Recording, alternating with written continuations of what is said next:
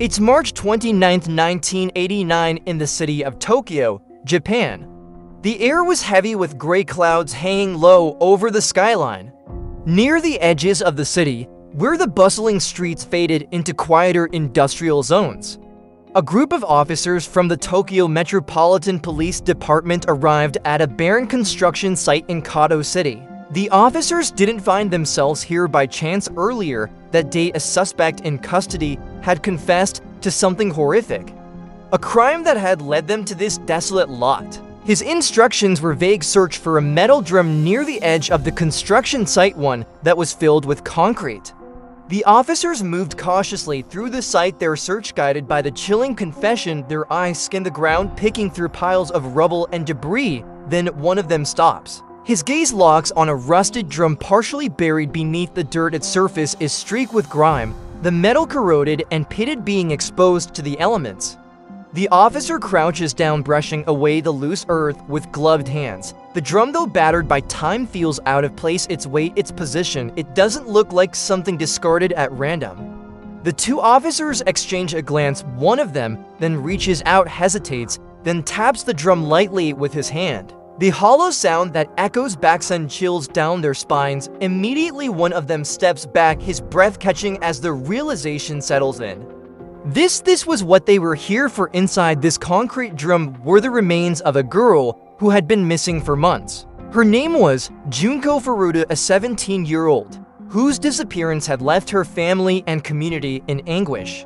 But this drum contained more than just her body. It held the truth of a crime so vile it defied human comprehension. For more than 40 agonizing days, Junko Furuta endured a relentless cycle of abuse and violence. She was stripped of her humanity and left to suffer unimaginable pain at the hands of 4 people. But this wasn't the work of seasoned criminals. In fact, the people who had inflicted such brutality on her were teenage boys. They didn't stop with physical abuse. They humiliated her, forced her into unthinkable acts, and even invited others to participate in her suffering. Dozens of people knew what was happening. Some of them watched while others actively participated in her torment, yet not a single person stepped forward to intervene. But the most devastating truth was that Junko Furuta had come so painfully close to rescue. The police had actually arrived at the very house where she was being held captive, but instead of checking further, the officers turned away, believing the lies they were told. What happened to 17-year-old Junko Furuta was not just a murder. It was a harrowing glimpse into the depths of human cruelty and the apathy of a society that turned its back when she needed help the most. This is a story that continues to haunt those who hear it, not just because of the horrors that the 17-year-old endured, but for the deafening silence of those who knew what was happening but chose to look the other way. Junko Furuta was born on January 18, 1971, in Misato, a small city in Saitama Prefecture, Japan. Nestled on the outskirts of Tokyo, Misato was a quiet, unassuming town where life moved at a steady pace, unbothered by the clamor of the nearby metropolis. It was in this setting that Junko spent her formative years, growing up in a modest home with her parents and 2 brothers, an older brother who often acted as a protector, the young brother who looked up to her with admiration. From a young age, Junko exhibited a quiet determination and a sense of responsibility that made her seem wiser and more mature than her age. Her teachers at Yashiminami High School often spoke of her as an exemplary student, dedicated, focused, and rarely absent. She excelled academically, that earned the respect of her classmates for her ability to balance her studies with her personal goals. Outside the classroom, Junko was equally driven. In October 1988, she took on a part-time job at a plastic molding factory. Working held a deep significance for her. She likely recognized the hard work her parents had put into raising her, and she wanted to do her part to ease their burden in any way she could. Her dreams extended beyond her small town. Junko had aspirations of becoming an idol singer, a profession that connected her love for music with her desire to inspire others. Though she kept these dreams mostly to herself, those closest to her knew how deeply she cherished the idea of standing on a stage, bringing joy to others through her voice. Like any teenager, Juno faced the usual challenges of adolescence, navigating friendships and school life.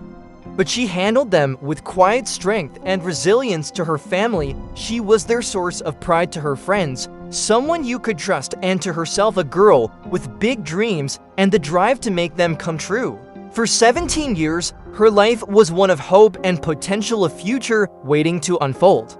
We know that life can be unpredictable, but what happened to Junko next was beyond anything anyone could have imagined. On the evening of November 25, 1998, 18-year-old Hiroshi Miyano and 16-year-old Shinji Minato were cruising through the quiet streets of Misato on their motorcycles. Records state that both teenagers were high school dropouts with several run-ins with the law. At the time, Miyano at 18 exuded a sense of authority bolstered by his connections to the Yakuza. These ties fueled his arrogance, giving him a reputation as someone untouchable. Meanwhile, his 16-year-old accomplice Minato often took on the role of a follower, obediently carrying out Miyano's orders without hesitation. That night, their intent was as dark as the roads they traveled, robbing and preying on unsuspecting women. As they prowled the area, their eyes scanned for a target, searching for someone vulnerable, someone they could power. A couple miles away from where the two boys were, Juno Furuta had just finished her shift at the plastic factory. It was late, and the cool November air brushed against her face as she pedaled her bicycle through the familiar streets. The route home was one she knew by heart. Each turn she made was a reminder of her routine. The day had been tiring, but it was worth it. She was one step closer to her dreams, and as she made her way home, her thoughts likely wandered to the graduation trip she had been saving so diligently for. It was this sense of purpose that kept her going even on days when exhaustion crept in. Unbeknownst to Junko, her path would soon intersect with Miyano and Minato, and her world would take an unimaginable turn. From a distance, Miyano spotted her, a lone girl on her bicycle heading home. She was exactly the kind of target they were looking for. Acting on Miyano's orders, Minato accelerated his motorcycle, swerving close enough to kick Junko off her bicycle. The sudden impact sent her crashing to the ground, her belongings scattering as the two sped off into the shadows. But Mono didn't leave. Instead, he circled back, slowing to a stop near the scene. With Junko still on the floor, he approached her. Appearing concerned, he offered to walk her home. A gesture that seemed kind and protective, perhaps still shaking and vulnerable from the sudden fall. Junko accepted his offer. However, as they walked, Miyano subtly guided Junko away from her usual route, leading her toward a desolate area where an abandoned warehouse loomed in the shadows. Junko, still reeling from the earlier attack, likely felt unease creeping in as her surroundings became less familiar. She might have hesitated, her steps slowing, but Miyano's calm demeanor offered a sense of reassurance. Once they reached the warehouse, the atmosphere shifted sharply. Miyano's mask of concern dropped, replaced by a cold and menacing presence. His posture stiffened, and his tone turned sharp and commanding. Turning to Junko, Miyano claimed that he was a member of the Yakuza, and if she refused to follow his orders, she would face severe consequences. Trapped and powerless, Junko's options vanished before her. She was alone, far from the safety of her home, and in the clutches of someone whose intent were anything but kind. Fearing for her life, she had no choice but to comply. The moments that followed marked the beginning of a harrowing ordeal that would strip away her freedom, her dignity, and eventually her life. After luring Junko into his control, Miyano hailed a taxi and took her to a hotel in Adaki, there away from any prying eyes. Miyano launched his assault. He raped her repeatedly, exploiting her vulnerability and isolation. In that confined space, Junko was left entirely at his mercy. After committing the assault, Miyano made a call to a man named Joe Ogira, one of his closest accomplices. Over the phone, he boasted about what he had done, describing the events in detail.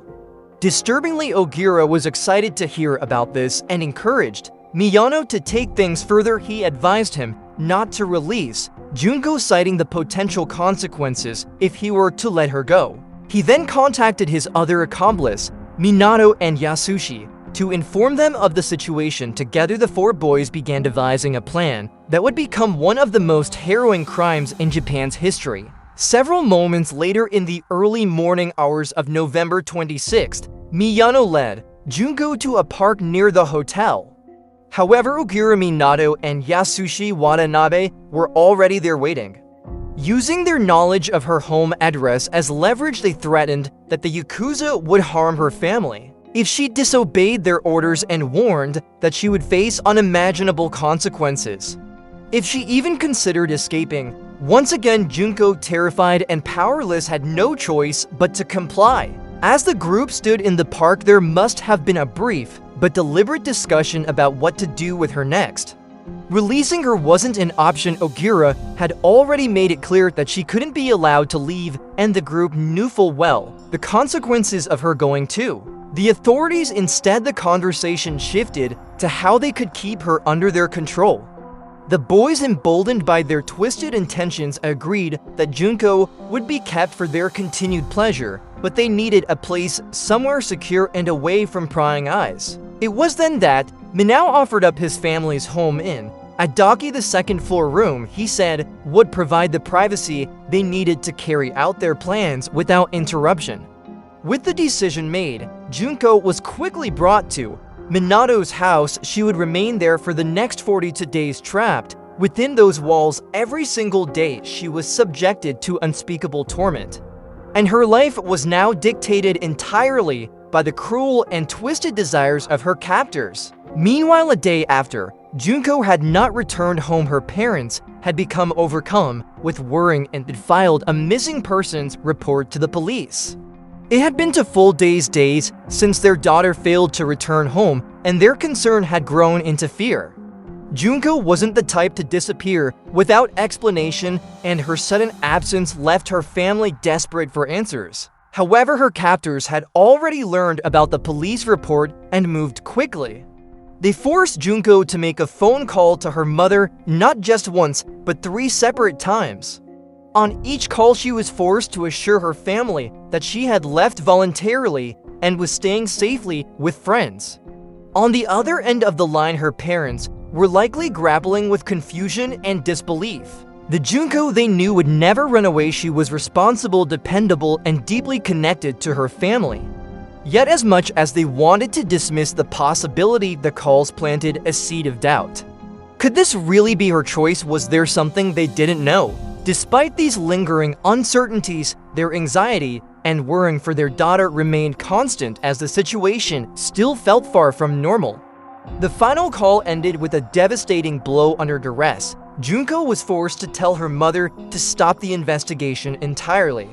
It was a cruel manipulation, and for Junko, the act of delivering those words must have been heartbreaking. Surrounded by her captors in an unfamiliar, hostile environment, she had no choice but to betray the very people who were her greatest source of love and safety. In that moment, Junko likely felt a deep, crushing despair. What might have been her only hope had been torn away. With the investigation out of the way, at least for now, the boys realized that they had to strengthen their cover so as to not raise any alarm in the house.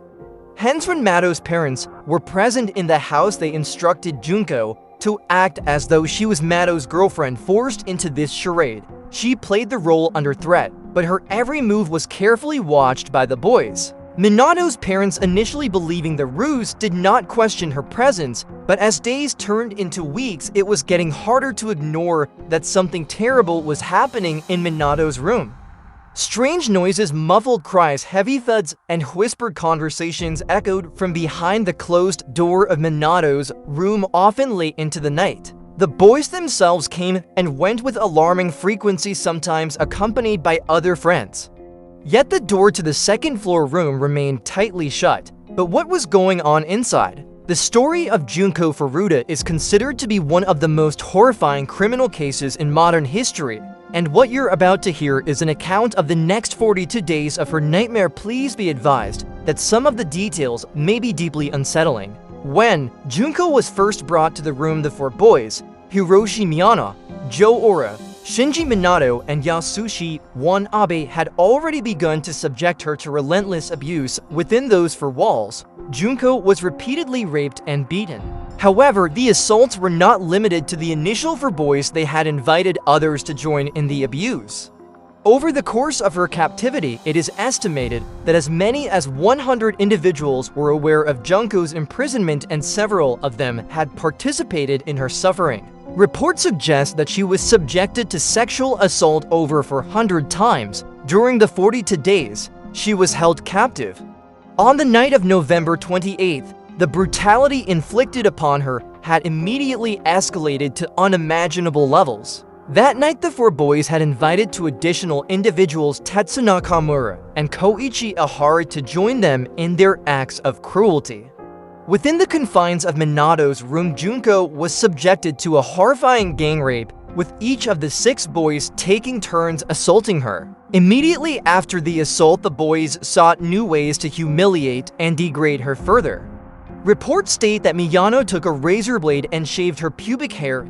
If this wasn't enough, he then used a lit match to burn her genital area, causing excruciating pain and leaving her with severe burns. Whenever Junko resisted their attacks or attempted to escape, the boys responded with violence. They burned her legs with lighters and dripped hot wax on her face.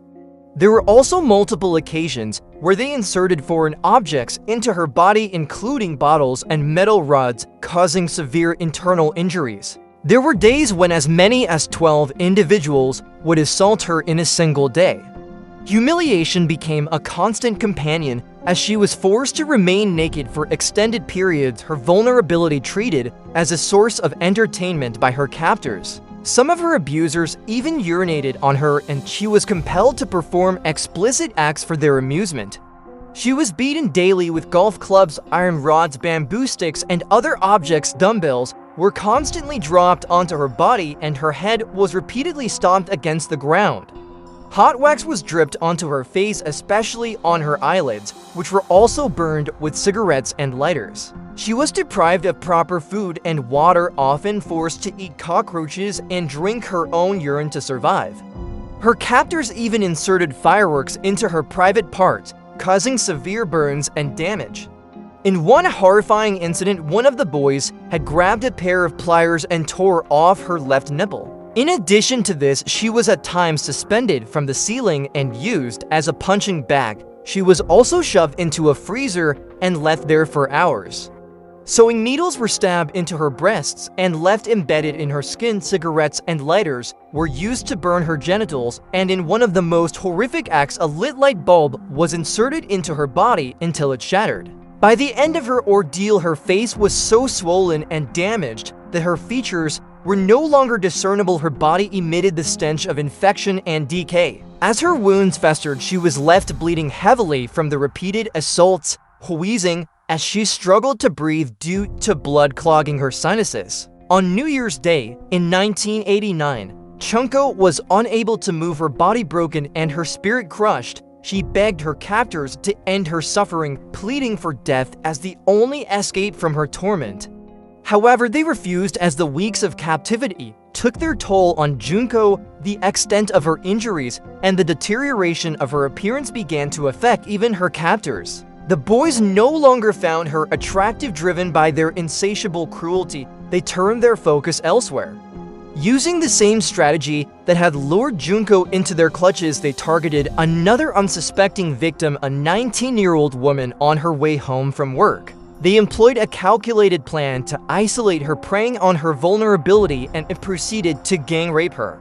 Not much is known about her identity or what happened to her immediately following the attack, but unlike Juno, this second victim was not held captive. After enduring a horrifying assault, she was freed and allowed to leave. 3 days later, on January 4th, 1989, the boys were bored and forced Junko to play a game of mahjong. Despite her condition, she managed to win the game, which enraged the boys. Their retaliation was swift and brutal. Mono began by igniting a candle and allowing the hot wax to drip onto Junko's face. He then grabbed her and placed his shortened candles on her eyelids, letting the wax drip down and into her eye sockets. At one point, they lifted her and kicked her, with such force that she fell onto a stereo unit. The impact triggered violent convulsions, her body responding to the overwhelming trauma it had endured. Seeing this, the boys began to panic, desperate to regain control of the situation. They decided to escalate their brutality. To avoid staining their hands with her blood, they covered their hands with plastic bags and proceeded to beat her savagely. Then they dropped an iron exercise ball repeatedly onto her abdomen, causing catastrophic internal injuries. But this was not enough for Mono. He wanted to take the violence even further. Grabbing a bottle of lighter fluid, he poured it all over Junko's body and set fire with a match. Junko made several weak attempts to extinguish the flames, but her strength was completely depleted after weeks of torture. Eventually, the fire raged on and she stopped moving. Around 10 a.m. on January 4th, 1989, her 42-day ordeal of unimaginable suffering and cruelty had ended. Less than a day later, they devised a plan to dispose of her body in a way that they believed would ensure it was never discovered. They began wrapping her body in blankets and then placed it inside a large travel bag. This bag was then transported to a construction site in Kato, Tokyo, where they had acquired a 55 grams metal drum. Using quick-drying concrete, they filled the drum and encased her body inside. Once the drum was sealed, they abandoned it in a vacant lot at the construction site.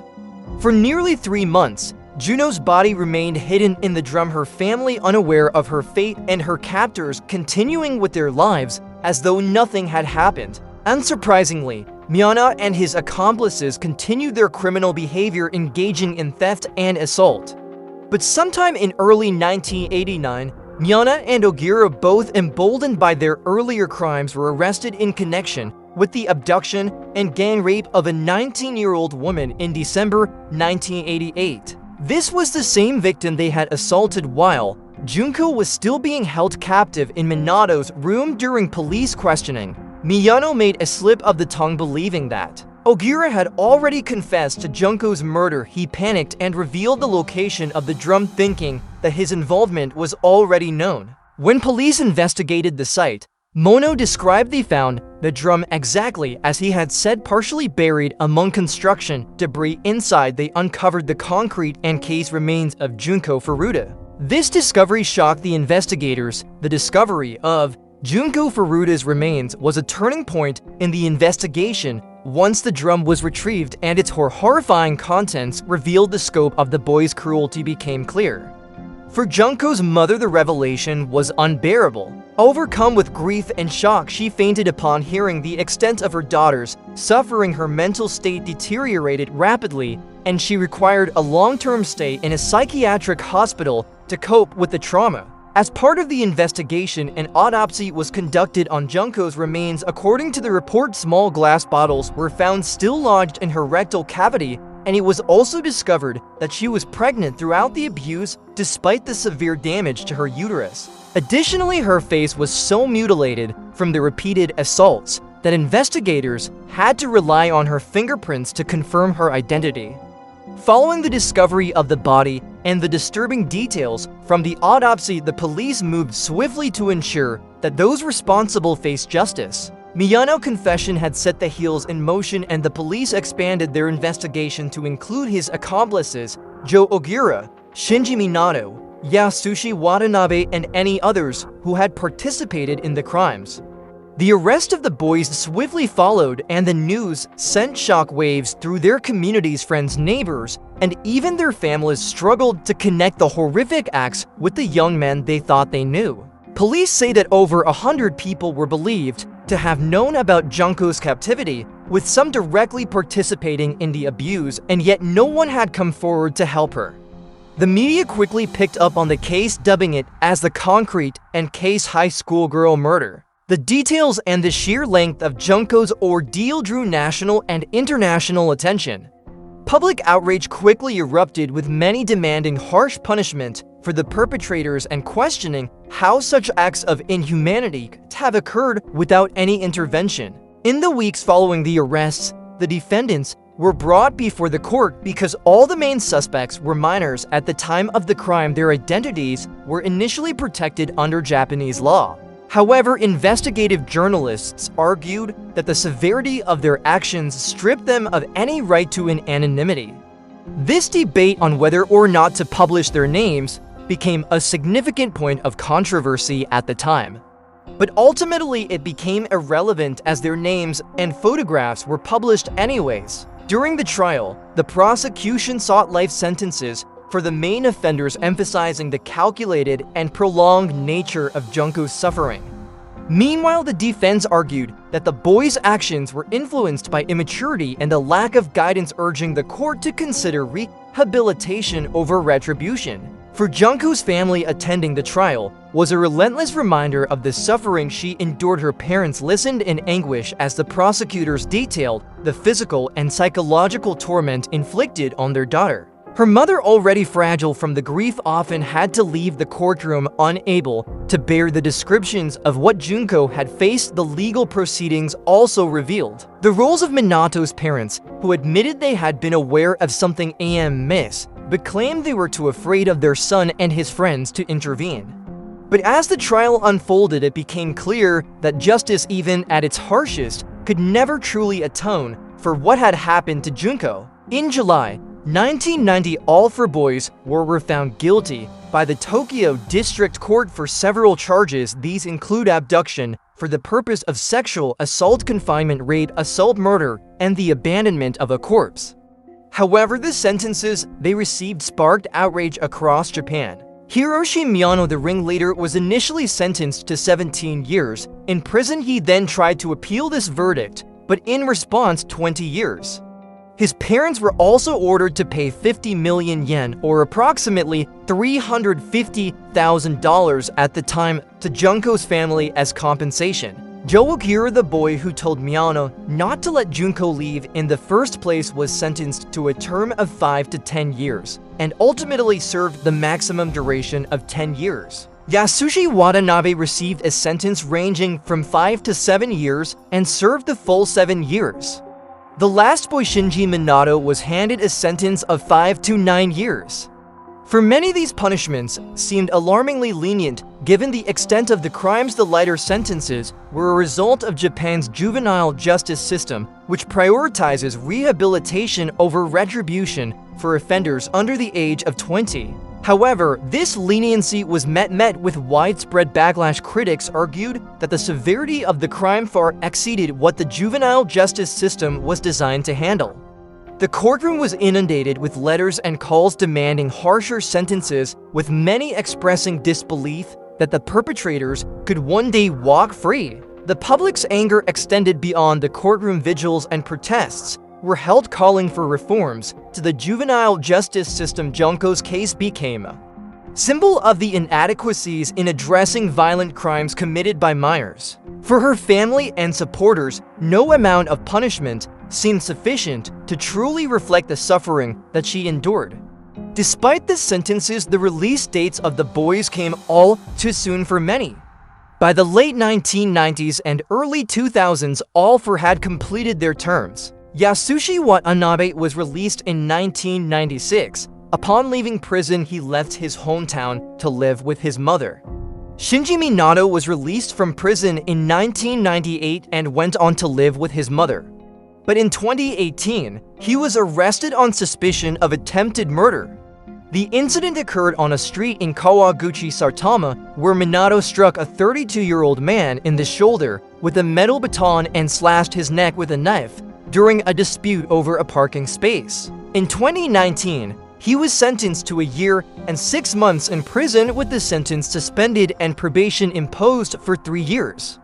Joe Oro was released from prison in 1999 and subsequently changed his last name to Kamisaku. After his release, he briefly worked in IT, but eventually became involved in organized crime after his past crimes became widely known. In 2004, he was arrested for assaulting Takatoshi Isono, a friend he suspected of being romantically involved with his own girlfriend. Ora forced Isono into the trunk of his car and transported him to his mother's bar in Misato, where he brutally assaulted him for 4 hours. For this crime, Ora was sentenced to 4 years in prison and was released in 2009. As for the ringleader, Hiroshi Miyano, his parents, were left with no choice but to sell their family home in order to provide the compensation of 50 million yen to Juno Furuta's family.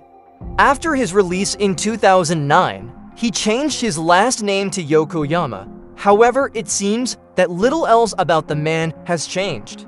In 2013, he was arrested on suspicion of bank fraud and orchestrating scam telephone calls, but despite the allegations, he refused to cooperate with the authorities and was ultimately not charged. Today, all four of the boys who played a role in the unspeakable crimes against Junko Furuta walk free, living their lives beyond the prison walls that once confined them. Pierre's funeral was held on April 2, 1989. It was a day heavy with grief as friends, family, and classmates gathered to say goodbye to a girl who had been taken from them the most unimaginable way.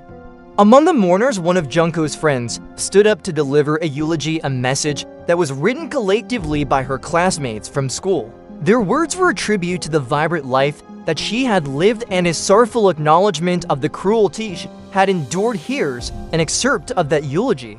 Junchan, welcome back. I never dreamed we would meet again like this. You were subjected to such cruelty, weren't you? You went through so much, didn't you? I'm upset with myself that I went on living unaware of what was happening. You were always so gentle and cheerful. Junchan, the Japanese coat we made for the cultural festival looked wonderful on you. I'll never forget that we will absolutely not let Junchan's death be in vain as we step into adulthood. We'll strive for a world where such heinous crimes no longer exist. We'll do our best keeping Junchan in our hearts and pushing forward. The principal even brought your diploma thanks to this. All 47 of us in class 3 were able to graduate. Junchan, there's no more pain or suffering now. Rest peacefully. Farewell, Junchan. That's all for today. Thanks for watching. See you soon.